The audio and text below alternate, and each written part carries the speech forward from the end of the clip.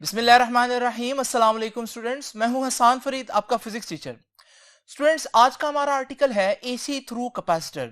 आप लोगों को मालूम है इससे पहले हम लोगों ने पढ़ा एसी थ्रू रेजिस्टर, लेकिन आज का आर्टिकल प्रीवियस आर्टिकल से थोड़ा सा डिफरेंट है और वो हम जानेंगे आज के लेक्चर में। तो आइए स्टूडेंट्स स्टार्ट करते हैं आज का लेक्चर। स्टूडेंट्स, आज का हमारा आर्टिकल है एसी थ्रू कैपेसिटर। यही आर्टिकल अगर आप बुक में देखें तो बुक में इस आर्टिकल में किसी किस्म की कोई हेडिंग मौजूद नहीं है, जिसकी वजह से बच्चों को इस आर्टिकल को लिखने में बहुत मसला होता है। उन्हें समझ नहीं आती कि इसको अटेम्प्ट कैसे करना है अगर ये लॉन्ग क्वेश्चन के तौर पर बोर्ड में पूछा जाए। तो स्टूडेंट्स, यही वजह है कि आज मैंने पहले कुछ हेडिंग्स आप लोगों के सामने दे दी हैं ताकि आप लोगों को किसी किस्म का मसला ना हो इसको as a long question attempt करने में। स्टूडेंट्स, सबसे पहले जैसे कि मैंने आपको बताया कि आर्टिकल का नाम क्या है, एसी थ्रू कैपेसिटर। तो दो ही चीजें आ रही हैं, एक कैपेसिटर आ रहा है और साथ उसके एक एसी सोर्स लगा हुआ है। तो एक ऐसा सर्किट जिसमें आप एक एसी सोर्स के साथ एक कैपेसिटर लगा दें, इस सर्किट को स्टूडेंट्स कहते हैं कैपेसिटिव सर्किट। जिस तरह से रेजिस्टर लगा हो तो रेजिस्टिव सर्किट कहते हैं, बिल्कुल इसी तरह से ये कैपेसिटिव सर्किट है। सबसे पहले हमें बताना है कि आज हम कैपेसिटिव सर्किट पढ़ने जा रहे हैं। तो कैपेसिटिव सर्किट क्या होता है? It is a circuit in which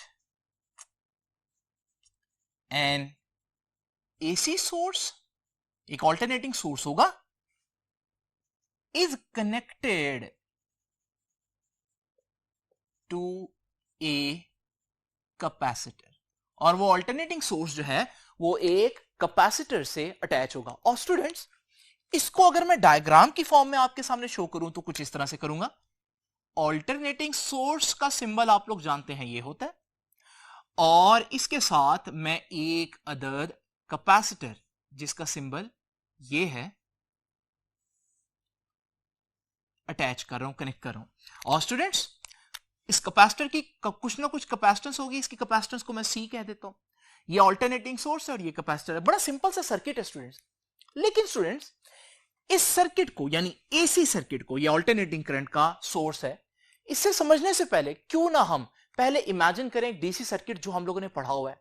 students, ये एक सेल है और इस सेल से कनेक्टेड आप देख रहे हैं कि हमारे पास एक बल्ब अटैच है और बल्ब जो है वो फुल ब्राइटनेस से ग्लो कर रहा है।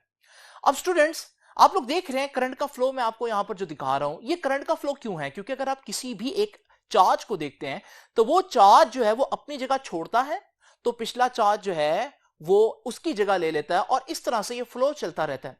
अगर मैं कहीं पर भी इस फ्लो को रोक दूं, किसी एक चार्ज को रोक दूं, तो सारे रुक जाएंगे क्योंकि वो चार्ज अपनी जगह नहीं छोड़ेगा।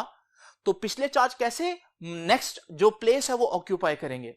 इस बात को आप लोगों ने जहन में रखना है स्टूडेंट्स। अब जरा इमेजिन करें कि हमारे पास इस सर्किट के अंदर ये जो डीसी सोर्स है इसके साथ मैं एक कैपेसिटर अटैच कर दूं। अब आप लोग जानते हैं स्टूडेंट्स, ये जो कैपेसिटर के दरमियान में आप गैप देख रहे हैं, ये वो गैप है जहां से चार्ज मूव नहीं कर सकता। हो सकता है यहां गैप ना हो, वैक्यूम ना हो, बल्कि यहां कोई इंसुलेटर हो, इंसुलेटर में से भी चार्ज मूव नहीं कर सकता। तो बहरहाल रूल ये है कि कैपेसिटर में से चार्ज मूव नहीं कर सकता। अब जब कैपेसिटर में से चार्ज मूव नहीं करेगा तो हम जब यहां इस स्विच को ऑन करेंगे तो स्टूडेंट्स होगा क्या? चार्जेस शुरू में तो मूव करेंगे क्योंकि वो चार्जेस जो है वो कैपेसिटर की प्लेट पर डिपॉजिट होना शुरू हो जाएंगे और बल्ब ग्लो करता रहेगा। लेकिन एक वक्त आएगा कि कैपेसिटर फुल चार्ज हो जाएगा। जिस लम्हे कैपेसिटर फुल चार्ज होगा, मजीद जो चार्ज है वो कैपेसिटर पर एंटर नहीं हो सकेगा। जब वो कैपेसिटर की प्लेट में एंटर नहीं हो सकेगा, वो रुक जाएगा।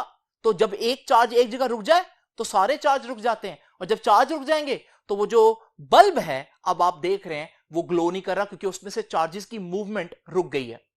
तो स्टूडेंट्स, आप लोगों ने देखा कि एक डीसी सोर्स के साथ अगर आप एक कैपेसिटर लगा दें तो एक लम्हे के लिए तो करंट पास करेगा। मैंने तो बड़ी देर में दिखाया, लेकिन असल में ये एक लम्हे के लिए होगा जिसमें कैपेसिटर चार्ज होगा। लेकिन जैसे ही कैपेसिटर चार्ज होगा तो हमारे पास कोई करंट पास नहीं करेगा।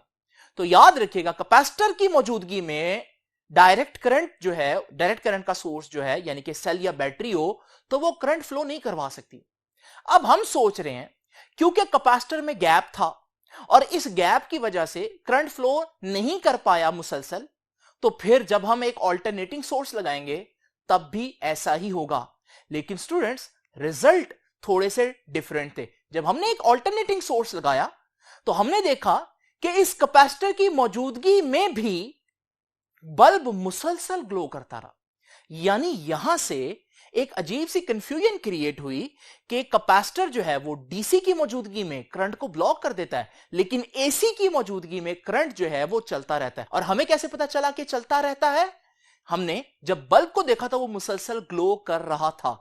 यानी कि अगर आप सही बिहेवियर कैपेसिटर का देखना चाहते हैं तो फिर आपको यहां एक बल्ब भी लगाना पड़ेगा। इस वजह से मैं इस सर्किट को आपके सामने थोड़ा सा चेंज करता हूं और इस सर्किट में एक बल्ब भी एंटर कर देता हूं। यह है बल्ब का symbol students.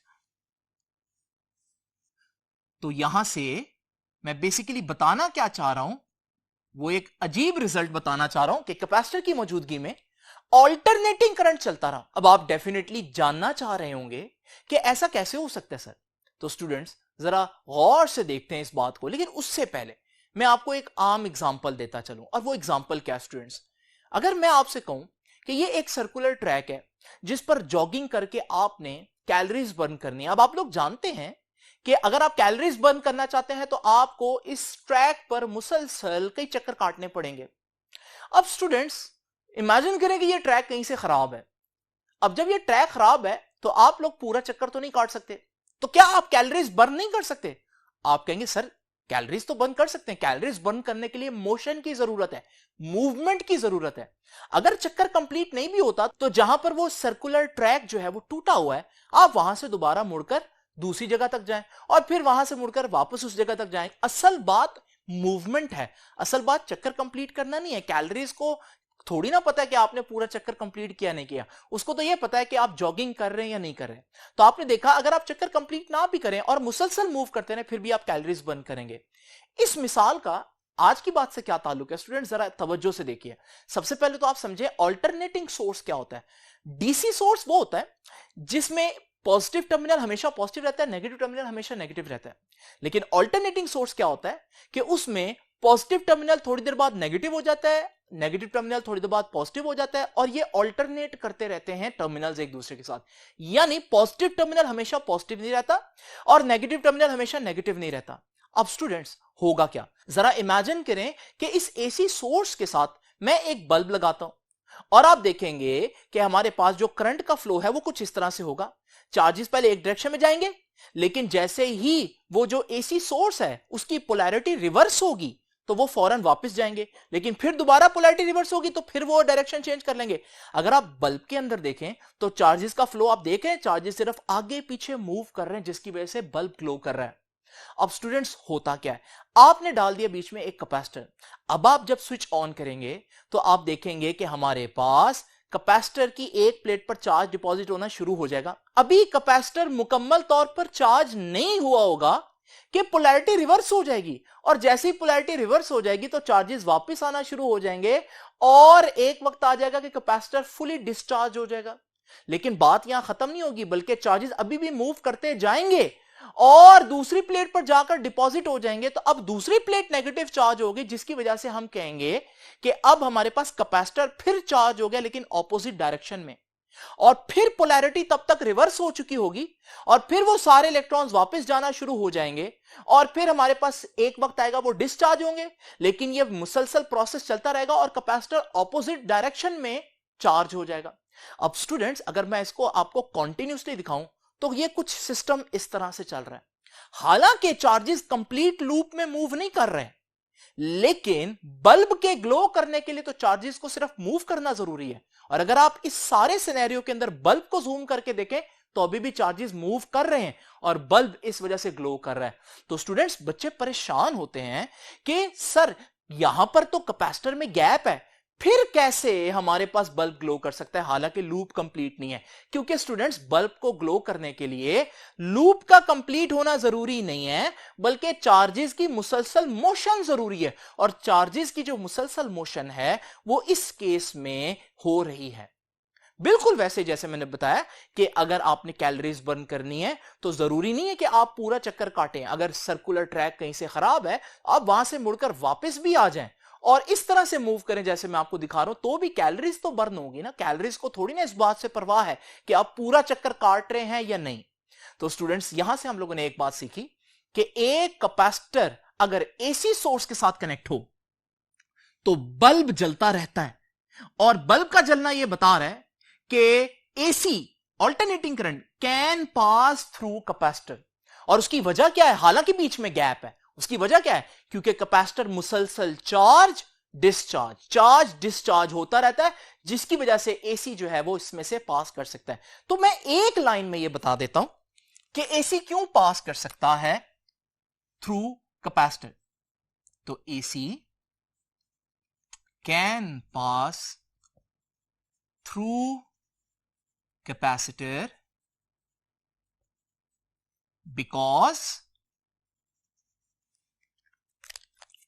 because of charging and discharging of capacitor। क्या चार्ज पूरा चक्कर काटता है? नहीं। लेकिन क्या यह जरूरी है? बिल्कुल नहीं, चक्कर काटना जरूरी नहीं है। असल जरूरत जो है वो चार्ज की मोशन है, और चार्ज कॉन्टिन्यूसली मोशन में रहता है, अपनी डायरेक्शन मुसलसल चेंज करता रहता है, लेकिन बल्ब में वो हमेशा मोशन में रहता है, जिसकी वजह से बल्ब ग्लो करता रहता है। तो पहली बात हम लोगों ने सीखी कि कैपेसिटर्स में एसी पास कर सकता है स्टूडेंट्स। अब स्टूडेंट्स आगे चलते हैं, नेक्स्ट चीज अब हम लोगों ने देखनी, जो एक्सप्लेनेशन में लिखेंगे वो बहुत इंपॉर्टेंट है।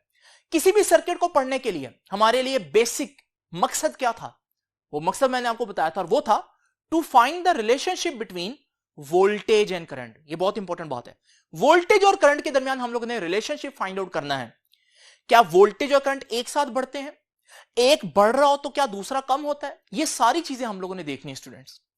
इसको देखने के दो तरीके हैं, यानी वोल्टेज और करंट का रिलेशनशिप बिल्ड करना है, लेकिन वोल्टेज और करंट का रिलेशनशिप बिल्ड करने के लिए हमारे पास दो तरीके हैं।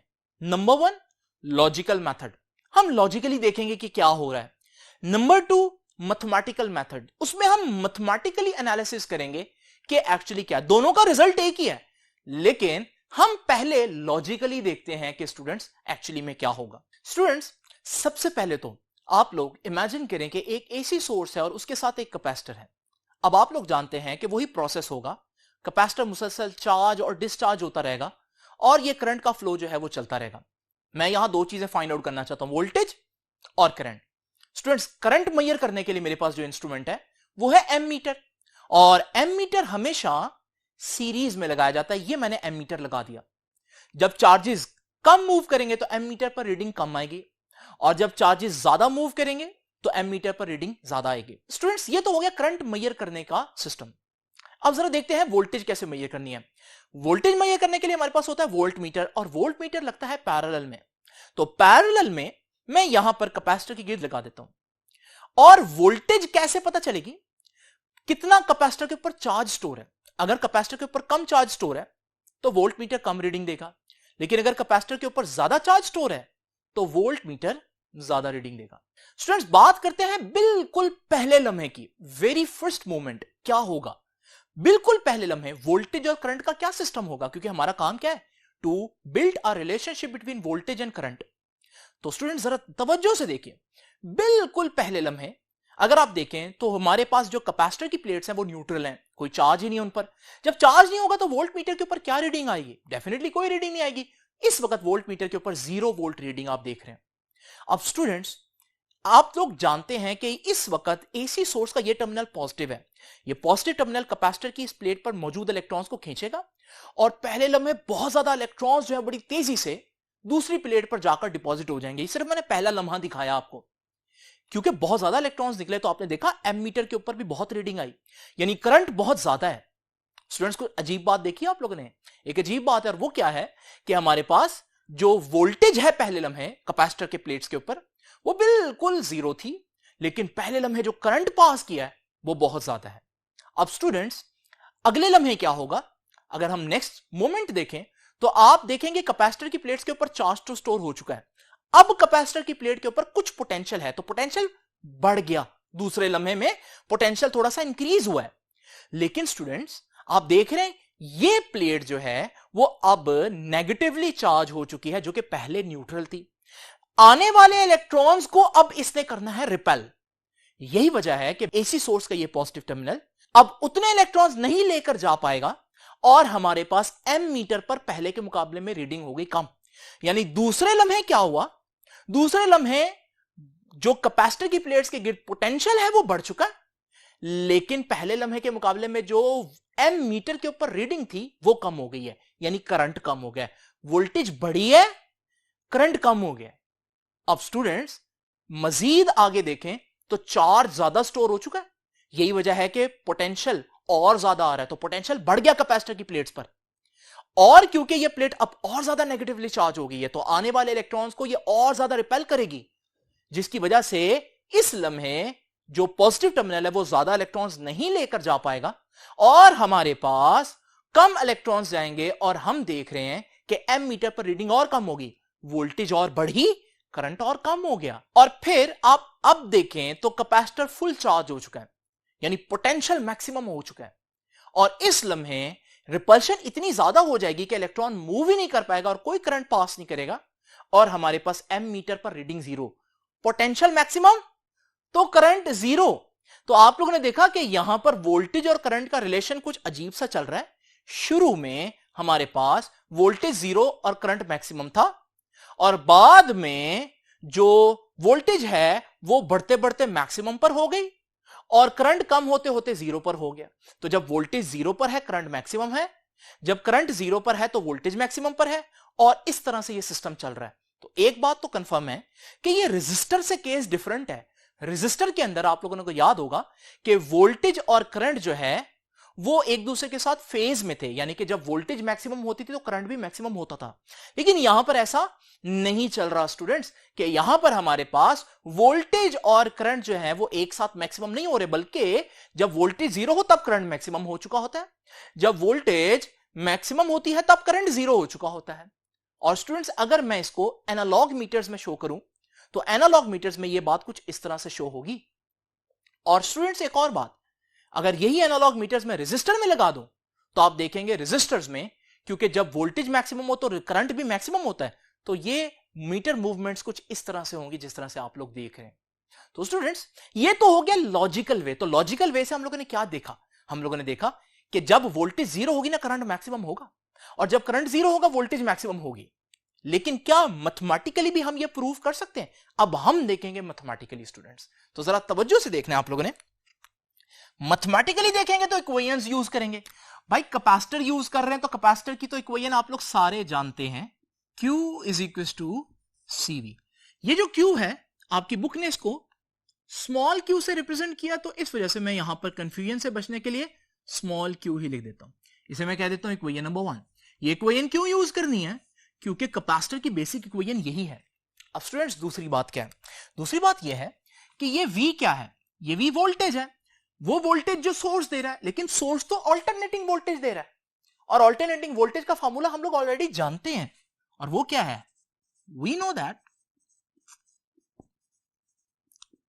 V is equal to V not sine theta. Students ये वो वोल्टेज का फॉर्मूला है, और इस वोल्टेज के फॉर्मूला से क्या पता चल रहा है कि जो वोल्टेज है वो साइन थीटा पर डिपेंड कर रही है।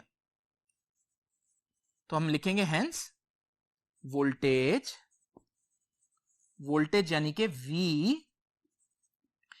Is a function of sine theta. किस पर डिपेंड करती है? साइन थीटा पर डिपेंड करती है, साइन थीटा का फंक्शन है। और जब कोई चीज किसी पर डिपेंड कर रही हो तो उसकी वेरिएशन बिल्कुल वैसी होती है। साइन थीटा का ग्राफ आप लोग जानते हैं कुछ इस तरह से होता है। अब क्योंकि voltage is a function of sine theta, तो स्टूडेंट्स बिल्कुल यही ग्राफ वोल्टेज का भी होगा। तो वोल्टेज का ग्राफ तो मेरे पास आ गया, ये ग्राफ मैं आपके सामने यहां पर ड्रॉ कर देता हूं।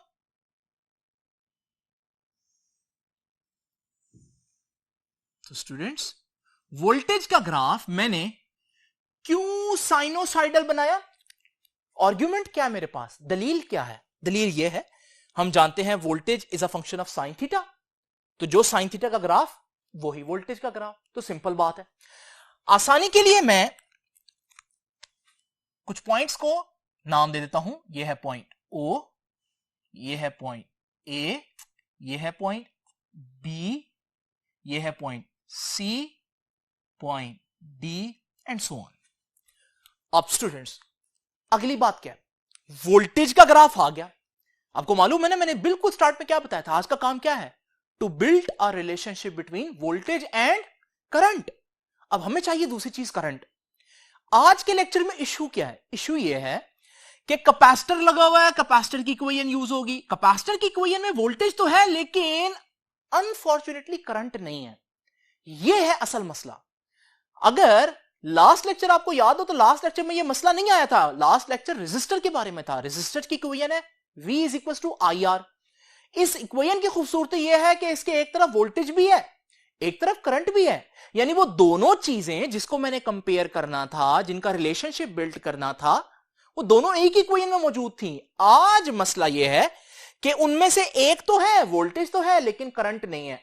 लेकिन क्या मुकम्मल मायूस हो जाऊं? नहीं। अगर करंट नहीं है तो क्या हुआ? चार्ज तो है, और हम जानते हैं चार्ज का करंट से बड़ा गहरा ताल्लुक है। बिकॉज हम लोग जानते हैं करंट की डेफिनेशन ही हम क्या करते हैं? Rate of flow of charge. तो इसका मतलब अभी तो मेरे पास करंट नहीं है लेकिन मेरे पास चार्ज आ गया है, हिंट है मेरे पास।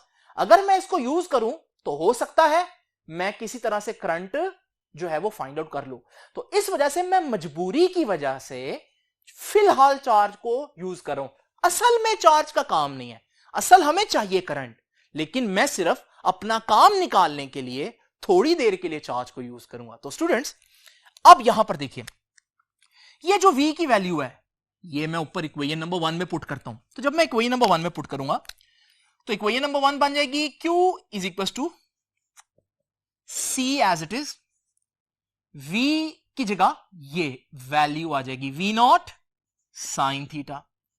अब स्टूडेंट जरा गौर से देखिए, अगर मैं देखूं ये दोनों चीजें कांस्टेंट है तो मैं यहां से कह सकता हूं कि Q depends upon sine theta. Q depends upon sine theta. वही बात, क्या बात भला? क्या सीखा हम लोगों ने कि charge is also a function of sine theta. Students वही वाली बात, यानी जिस तरह से voltage is a function of sine theta तो charge is also a function of sine theta. तो charge is also a function of sine theta. और साइन का ग्राफ तो ऐसे होता है, तो फिर चार्ज का ग्राफ भी ऐसा ही होगा स्टूडेंट्स। तो यहां से मैं ये जो ग्राफ है ये वहीं पर जहां मैंने वोल्टेज का ग्राफ बनाया वहां पर लगा देता हूं स्टूडेंट्स। क्योंकि चार्ज का ग्राफ भी बिल्कुल वैसा होगा, तो ये देखिए चार्ज का भी, ये देखिए बिल्कुल साइन कर्व बना दी। ये जो रेड में है ये है चार्ज का ग्राफ, इसे मैं कह देता हूं क्यों। क्या असल में हमें ये चाहिए? नहीं, ये सिर्फ हम लोगों ने मजबूरी में अपना काम निकालने के लिए किया। और काम क्या है हमारा? असल काम है करंट को कहीं से लेकर आना है। अब स्टूडेंट्स ग्राफ हमारे पास बन गया, लेकिन क्या ये ग्राफ काफी है? नहीं, क्योंकि असल काम तो अभी तक नहीं हुआ। और वो क्या है? वोल्टेज और करंट का रिलेशनशिप निकालना। ये तो वोल्टेज और चार्ज है, अब करंट कैसे निकालें चार्ज से? आइए चलते हैं करंट की डेफिनेशन की जानिब। तो स्टूडेंट्स आप लोग जानते हैं करंट क्या है? I is equal to del Q over del T. यही डेफिनेशन पढ़ी आप लोगों ने चैप्टर नंबर 13 में करंट की, rate of flow of charge. अच्छा स्टूडेंट्स, जब दो चेंजेस एक दूसरे के साथ डिवाइड हो रही हो, दो स्मॉल चेंजेस डिवाइड हो रही हो, तो हम उनको एक और नाम देते हैं और वो नाम है स्लोप। तो आप इसको कह सकते हैं ये slope of charge with time है। दोबारा सुन लीजिए, जब दो चेंजेस एक दूसरे से डिवाइड हो रही हो तो हम उसको कहते हैं मैथ्स में it is slope of charge, charge जो ऊपर आया, विद टाइम, टाइम जो नीचे आया। तो दो चीजें जब डिवाइड हो रही है तो हम ऐसे कहते हैं। आमतौर पर नहीं कहते, लेकिन ये मैथ्स में हम इसी तरह कहते हैं। फॉर एग्जांपल आप लोगों ने एक्सेलरेशन का फॉर्मूला पढ़ा, rate of change of velocity, delta we over delta T. इसको अगर हम मैथमेटिक्स के लिहाज से देखें तो हम इसे कहेंगे it is slope of velocity with time. तो स्टूडेंट्स ये स्लोप का कॉन्सेप्ट बहुत इंपॉर्टेंट है। अब यहां है असल इंपॉर्टेंट चीज, अब जरा तवज्जो से आप लोगों ने सुनना है। यह है थोड़ी सी मुश्किल बात, लेकिन अब मैं आपको समझाऊंगा कि स्लोप होती क्या और कैसे फाइंड आउट करनी है। स्टूडेंट्स अब आप लोग बहुत ध्यान से मेरी बात सुनेंगे, क्योंकि मैं अब आप लोगों को एक आसान तरीके से स्लोप का कॉन्सेप्ट समझाऊंगा। अब वो आसान तरीका क्या है स्टूडेंट्स? स्लोप के लिए आप एक वर्ड याद रखिए और वो है ढलवान। उर्दू का वर्ड आप लोग जानते हैं ढलवान क्या होती है। ये मेरे पास दो किस्म के पहाड़ हैं, आप देख रहे हैं कि इस पहाड़ पर चढ़ना मुश्किल है तो हम कहेंगे कि इसकी ढलवान बहुत ज्यादा है, और इस पहाड़ पर चढ़ना आसान है तो हम कहेंगे इसकी ढलवान बहुत कम है। ये ढलवान ही बताती है कि स्लोप कितनी होगी। अब जरा इमेजिन करें स्टूडेंट्स, ये हमारे पास कुछ सिनेरियोज हैं। इसमें पहला सिनेरियो देखते हैं। ये शख्स जो जिस जगह पर मूव कर रहा है वो जगह आप देख रहे हैं बिल्कुल हॉरिजॉन्टल है। इसका मतलब वो कोई हाइट कवर कर ही नहीं रहा, वो बुलंदी तय ही नहीं कर रहा। इस सूरत में हम कहेंगे क्योंकि ढलवान है ही नहीं, वो हाइट पर जा ही नहीं रहा, तो स्लोप क्या हुई? जीरो हुई। क्यों? ढलवान ही नहीं है। बिल्कुल इसी तरह से स्टूडेंट्स अगर हम इस केस में देखें तो आप देख रहे हैं अब शख्स कुछ हाइट कवर कर रहा है साथ साथ। इस सूरत में हम क्या कहेंगे? ये हमारे पास एक ऐसा केस है जहां ढलवान है। तो क्योंकि वो शख्स ऊपर चढ़ रहा है तो मैं कहूंगा स्लोप जो है वो पॉजिटिव है, क्योंकि ऊपर चढ़ रहा है तो चढ़ाई है यहां पर। और साथ साथ क्योंकि वो आसानी से चढ़ रहा है, इतनी ज्यादा ढलवान नहीं है, तो मैं कहूंगा स्लोप पॉजिटिव है। लेकिन इस वक्त स्लोप जो है वो लो है, इतनी ज्यादा नहीं है। इसी तरह से स्टूडेंट्स अगर आप इस केस को देखें तो इस केस में आप देखेंगे ना से वो शख्स ऊपर चढ़ रहा है बल्कि ऊपर चढ़ना बहुत मुश्किल है, ढलवान बहुत ज्यादा है। तो इस सूरत में हम कहेंगे कि स्लोप जो है वो पॉजिटिव है लेकिन हाई है। और स्टूडेंट्स इस केस में आप देखेंगे कि ये शख्स तो ऊपर चढ़ ही नहीं सकता, इस हद तक स्लोप ज्यादा हो गई है, तो हम कहेंगे ये स्लोप मैक्सिमम है या इंफिनिटी कहेंगे। और इसी तरह से स्टूडेंट्स अगर हम यहां पर देखें कि ये एक केस इमेजिन करें जिसमें वो शख्स जो है वो नीचे को जा रहा है, तो हम कहेंगे यहां स्लोप नेगेटिव है, क्योंकि यहां उतराई है, चढ़ाई नहीं है। इस सूरत में स्लोप नेगेटिव है, और नेगेटिव होने के साथ साथ क्योंकि वो आराम से उतर रहा है तो फिर हम कहेंगे नेगेटिव है और कम है। और फिर यहां पर अगर हम देखें ये वाला केस तो आप देखेंगे वो शख्स बड़ी तेजी से नीचे आ रहा है, तो हम कहेंगे स्लोप नेगेटिव होने के साथ साथ हाई है। अगर आप ये 4-5 केसेस जो हैं वो याद रख सकते हैं तो फिर अगला लेक्चर आसान है। तो स्टूडेंट्स ये 4-5 केसेस आप लोगों ने याद रखने हैं। स्लोप जीरो कब होती है, स्लोप पॉजिटिव कब होती है, नेगेटिव कब होती है। आप यहां पर चाहें तो लेक्चर पॉज करके इसको पहले लिख लें ताकि आप लोगों को आगे लेक्चर सुनना आसान लगे।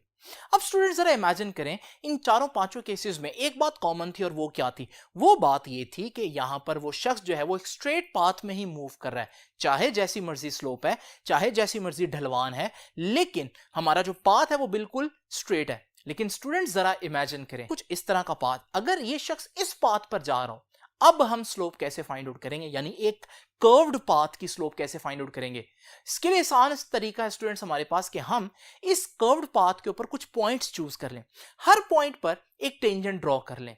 टेंजेंट ड्रॉ करना आपको आता है कि टेंजेंट एक ऐसी लाइन होती है जो किसी भी कर्व को एक पॉइंट पर कट करे, आसान डेफिनेशन इसकी यही है। तो हम लोगों ने टेंजेंट्स ड्रॉ कर लिए। अब ये टेंजेंट्स जो हैं ये बिल्कुल स्ट्रेट हैं, इन टेंजेंट्स को हम स्टडी कर सकते हैं। तो स्टूडेंट्स सबसे पहले तो आप जरा देखें ये वाला पॉइंट, इस कर्व का बिल्कुल स्टार्ट वाला पॉइंट। इस पॉइंट पर टेंजेंट आप लोग देख रहे हैं, ये जो टेंजेंट है ये टेंजेंट बता रहा है कि इसकी स्लोप जो है वो मैक्सिमम है, क्योंकि यहां पर तो चढ़ना ही मुश्किल है इस शख्स के लिए। तो स्टूडेंट्स यहां पर आप देख रहे हैं इस पॉइंट की जो स्लोप है वो मैक्सिमम है। तो स्टूडेंट्स जरा देखिए बिल्कुल ऐसा ही पॉइंट यहां पर नहीं एग्जिस्ट करता। अगर यही ग्राफ मैं आपके सामने यहां पर शो करूं तो इस ग्राफ पे थोड़ी देर के लिए वोल्टेज को हटा दें, चार्ज की इस कर्व को देखें। चार्ज की ये कर्व जिस पॉइंट पर स्टार्ट हो रही है, पॉइंट ओ, उस पॉइंट पर अगर आप गौर से देखें तो फिर टेंजेंट जब ड्रॉ करेंगे तो स्लोप तो मैक्सिमम आएगी। अगर मैं स्लोप ड्रॉ करूं तो स्लोप यहां पर क्योंकि मैक्सिमम आएगी तो मैं ये स्लोप पॉइंट पी से रिप्रेजेंट कर रहा हूं। तो इस पॉइंट के ऊपर चार्ज है जीरो, लेकिन चार्ज की स्लोप है मैक्सिमम। ये असल में मैं बताना चाह रहा हूं। तो स्टूडेंट्स इसको जरा तवज्जो से देख लीजिए कि मैं इस पॉइंट ओ पर अब चार्ज की स्लोप बनाऊंगा, और चार्ज भले जीरो है लेकिन चार्ज की स्लोप मैक्सिमम होगी। ये पॉइंट पी आ गया स्टूडेंट्स। तो आप लोगों ने देखा कि हमारे पास जो है अब मैं चार्ज की स्लोप जो है वो आपके सामने बना रहा हूं। अब स्टूडेंट्स यही ग्राफ दोबारा से जरा इमेजिन करें, सिर्फ चार्ज का ग्राफ। अब ये चार्ज के ग्राफ का इतना हिस्सा लें, इस हिस्से के बारे में हम लोग अभी डिस्कस कर चुके हैं, और हम लोगों ने कैसे डिस्कस किया कि आप लोग इसके ऊपर कुछ पॉइंट्स ले लें और उन पॉइंट्स पर टेंजेंट ड्रॉ करें अगर आप स्लोप के बारे में जानना चाहते हैं। तो स्टूडेंट्स जरा तवज्जो से देखिए कि ये सारे पॉइंट्स जो मैंने आपके सामने टेंजेंट ड्रॉ किए हैं, इस पहले टेंजेंट को देखें तो आप देख रहे हैं कि यहां पर चढ़ना बहुत मुश्किल है, तो हम कहेंगे स्लोप पॉजिटिव है और हाई है। इस पर चढ़ना कदरे आसान है, लेकिन है तो चढ़ना ही ना, तो स्लोप पॉजिटिव ही होगी लेकिन लो होगी। और अगर इस पॉइंट पर जो टेंजेंट ड्रॉ किया हो उसको अगर आप गौर से देखें तो ये तो कोई स्लोप है ही नहीं, क्योंकि वो बंदा बिल्कुल हॉरिजॉन्टल चलेगा, कोई बुलंदी तय नहीं करेगा। इस सूरत में हम कहेंगे स्लोप जीरो हुई। यानी यहां स्लोप हाई थी, फिर लो हुई, फिर जीरो हुई, यानी स्लोप मुसलसल क्या हो रही है, कम हो रही है स्टूडेंट्स। तो जरा गौर से देख लीजिए, स्लोप इस सूरत में कम हो रही है। तो हम कह सकते हैं जब आप यहां से यहां चार्ज के ग्राफ को देखते हैं तो चार्ज बढ़ रहा है, लेकिन चार्ज की स्लोप कम होगी, तो हम ये लाइन यूं ड्रॉ करेंगे, क्योंकि स्लोप की लाइन ड्रॉ करनी है और स्लोप कम हो रही है, और कम होते होते इस पॉइंट पर जीरो हो रही है। तो स्टूडेंट्स बिल्कुल ऐसे ही ये वाला ग्राफ का जो पोर्शन है, इसकी स्लोप जो है वो ऐसे आ जाएगी। इस पॉइंट को मैं एन कह देता हूं। तो पॉइंट एन पर हालांकि चार्ज मैक्सिमम पर पहुंचा हुआ है, सॉरी ये ग्राफ है चार्ज मैक्सिमम पर पहुंचा हुआ है, लेकिन स्लोप जीरो पर पहुंची हुई है। अब स्टूडेंट्स देखते हैं इसी ग्राफ को दोबारा, और अब हम चार्ज के इस पोर्शन को देखते हैं। इस पोर्शन को कैसे हम इमेजिन करें कि स्लोप क्या हो रही है। तो यहां पर स्टूडेंट्स हम वही काम कर सकते हैं कि हम 3 पॉइंट्स जो है वो इमेजिन कर लें और उन पॉइंट्स पर टेंजेंट ड्रॉ कर लें। अब हर पॉइंट पर जो टेंजेंट है अगर हम उसको स्टडी करें, ये जो पहला टेंजेंट है अगर आप यहां पर देखें तो यहां पर स्लोप जीरो होगी। अच्छा, यहां पर जो टेंजेंट आप देख रहे हैं वो शख्स जो है वो नीचे उतर रहा है, तो यहां पर क्योंकि उतर रहा है तो स्लोप नेगेटिव होगी, लेकिन क्योंकि आराम से उतर रहा है तो नेगेटिव के साथ हम कहेंगे स्लोप इतनी ज्यादा नहीं है, स्लोप लो है। अब इसी तरह से स्टूडेंट्स यहां पर अगर हम देखें ये वाला पॉइंट, तो यहां पर जो टेंजेंट है इसमें आप देखेंगे जो शख्स है वो बड़ी तेजी से नीचे आ रहा है, तो क्योंकि उतर रहा है तो स्लोप नेगेटिव होगी, लेकिन नेगेटिव के साथ साथ क्योंकि स्लोप बहुत हाई है, ढलवान ज्यादा है, तो हम कहेंगे नेगेटिव है लेकिन हाई है।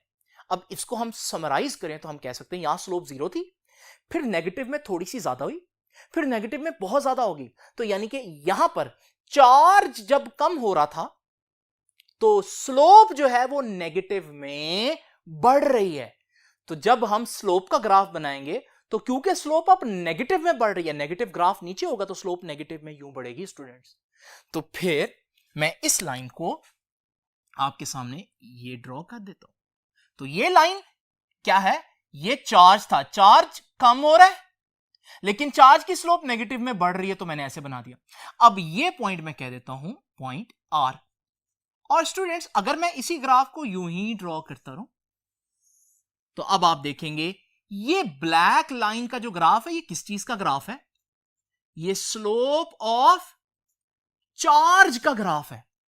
और स्टूडेंट्स स्लोप ऑफ चार्ज क्या थी, slope of charge with time तो करंट की डेफिनेशन थी। तो इसका मतलब यहां मैंने क्या किया, ये जो ब्लैक लाइन है असल में ये चार्ज की स्लोप है, लेकिन मैंने ये एक्चुअली में करंट था जिसको ढूंढा है। तो एक्चुअली में मैं चार्ज की स्लोप क्यों बना रहा हूं, क्योंकि चार्ज की स्लोप ही तो करंट है। और मेरा आज का आर्टिकल क्या है, करंट और वोल्टेज के दरमियान रिलेशनशिप फाइंड आउट करना। अब स्टूडेंट्स बजाहिर आपको यहां पर 3 ग्राफ नजर आ रहे हैं, ये ग्राफ यहां पर देखिए। अब इस ग्राफ में ये जो चार्ज का ग्राफ है ये तो सिर्फ मैंने इसलिए बनाया था ताकि मैं करंट का ग्राफ ड्रॉ कर सकूं। तो अब मैं चार्ज के ग्राफ को थोड़ी देर के लिए आपके सामने इरेज कर देता हूं। अब अगर हम देखें तो हमारे पास वोल्टेज का ग्राफ भी है और करंट का ग्राफ भी है, और मैं यहां पर अगर गौर से देखूं तो ये बिल्कुल जो पॉइंट ओ है वहां पर हमारे पास वोल्टेज हालांकि जीरो है, लेकिन देखें करंट मैक्सिमम पर पहुंचा हुआ है, यानी वोल्टेज जीरो और करंट मैक्सिमम पर। अगर आपको याद आया हो स्टूडेंट्स, बिल्कुल यही बात लॉजिकली भी मैंने आपको पहले बताई थी सर्किट में कि बिल्कुल पहले लम्हे हमारे पास वोल्टेज जीरो थी कैपेसिटर की प्लेट्स के ऊपर, लेकिन बहुत से चार्जेस पास किए थे तो करंट एमीटर में मैक्सिमम आया था। तो इसका मतलब यहां पर वही बात साबित हो गई, लेकिन अब के हमने लॉजिकली नहीं बल्कि मैथमेटिकली साबित किया। क्या साबित किया कि हमारे पास जिस लम्हे वोल्टेज जीरो है करंट मैक्सिमम पर पहुंचा हुआ है। इसे हम यूं भी कह सकते हैं कि भाई वोल्टेज अभी जीरो पर है और करंट मैक्सिमम पर पहुंचा हुआ है, मतलब करंट आगे आगे चल रहा है, लीड कर रहा है करंट। तो स्टूडेंट्स हम कह सकते हैं कि क्या सीखा हम लोगों ने इसमें, इस पूरी डिस्कशन का निचोड़ क्या, बहुत इंपॉर्टेंट कंक्लूजन है, और वो ये है कि इन ए प्योर कैपेसिटिव सर्किट, एक प्योर कैपेसिटिव सर्किट में जिसमें सिर्फ कैपेसिटर लगाओ एसी के साथ, क्या होता है? हमने देखा कि करंट लीड कर रहा होता है, leads the voltage by 90 degree और पाई बाय 2। पाई बाय 2 आपको पता है 90 को ही कहते हैं रेडियन में। 90 डिग्री क्यों बोला? क्योंकि देखिए वोल्टेज जीरो है, करंट मैक्सिमम पर है। किस एंगल पर साइन मैक्सिमम होता है? साइन 90 पर मैक्सिमम होता है। तो इस वजह से हम कह सकते हैं कि वोल्टेज का फेज इस वक्त जीरो है, लेकिन करंट का फेज इस वक्त 90 है, यानी कि करंट मैक्सिमम हुआ हुआ है। तो करंट जो है वो वोल्टेज से आगे चल रहा है, वोल्टेज अभी जीरो पर है, करंट मैक्सिमम पर पहुंच भी गया। तो इसे हम कहते हैं कि हमारे पास current leads the voltage by 90 degree. हम इसका उल्ट भी कह सकते हैं, और वो क्या है? वो ये है कि हम ऑपोजिट कह दें, कि बजाय ये कहें कि करंट वोल्टेज से आगे चल रहा है, हम कहते हैं वोल्टेज पीछे रह गई है। इसको हम कहते हैं फिजिक्स में यूं कि voltage lags behind the current. Voltage current से 90 डिग्री पीछे रह गया, और पाई बाय 2 रेडियन, वो 90 डिग्री का ही रेडियन में बनता है। अब स्टूडेंट्स, आप लोगों ने देखा ग्राफ भी वही बता रहे हैं कि करंट आगे चल रहा है, करंट लीड कर रहा है वोल्टेज को, क्योंकि वोल्टेज जीरो पर थी, करंट मैक्सिमम पर पता। ये वर्ड्स में भी मैंने यही बताया कि करंट लीड करेगा वोल्टेज से 90 डिग्री। अब मैं वेक्टर्स के जरिए बताऊंगा कि करंट वोल्टेज को लीड करेगा। अब स्टूडेंट्स, अगर करंट और वोल्टेज फेज में हो तो फिर मैं आपको मालूम है करंट और वोल्टेज के वेक्टर्स को सेम डायरेक्शन में बनाता हूं। ये क्या बता रहे हैं वेक्टर्स? कि current and voltage are in phase, दोनों एक साथ बढ़ते हैं, दोनों एक साथ कम होते हैं। लेकिन क्योंकि करंट यहां 90 डिग्री लीड कर रहा है, तो मैं करंट के वेक्टर को 90 डिग्री रोटेट करूंगा, और जब मैं 90 डिग्री रोटेट करूंगा तो ये जो मेरे पास चीज बनेगी, ये बता रही है कि current leads the voltage by 90 degree. वही जो बात मैंने लिखी है उसको मैं वेक्टर में यूं रिप्रेजेंट करूंगा कि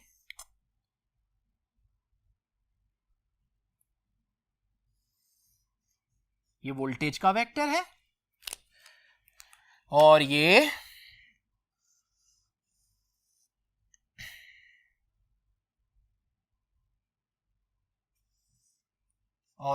करंट का वेक्टर है। और आप लोग देख रहे हैं कि 90 डिग्री ये बता रहा है कि current leads the voltage by 90 degree. तो स्टूडेंट्स, एक ही बात है, यहां ग्राफ के जरिए बता रहा हूं, यहां वर्ड्स में बता रहा हूं, यहां वेक्टर रिप्रेजेंटेशन में बता रहा हूं। तो स्टूडेंट्स, पहली बात तो हम लोगों ने ये देख ली कि कैपेसिटर में वोल्टेज और करंट का क्या रिलेशन है। लेकिन लेक्चर यहां खत्म नहीं हुआ, कुछ मजीद इंफॉर्मेशन है। क्योंकि लेक्चर लेंथी हो गया तो मैं वो नेक्स्ट पार्ट में आप लोगों को बताता हूं। तो आप लोगों ने नेक्स्ट पार्ट जरूर देखना है, लेकिन यहां तक का जो लेक्चर है इसको आप अच्छी तरह से डाइजेस्ट करें, इसको बार बार देखें, ताकि आप लोगों की जितनी भी कंफ्यूजन है ये क्लियर हो जाए। तो अब आपसे इंशाल्लाह मुलाकात होती है इसी वीडियो के नेक्स्ट पार्ट में। तो अपना ख्याल रखिएगा स्टूडेंट्स, आपसे इंशाल्लाह मुलाकात होगी नेक्स्ट लेक्चर में। तब तक के लिए अल्लाह हाफिज।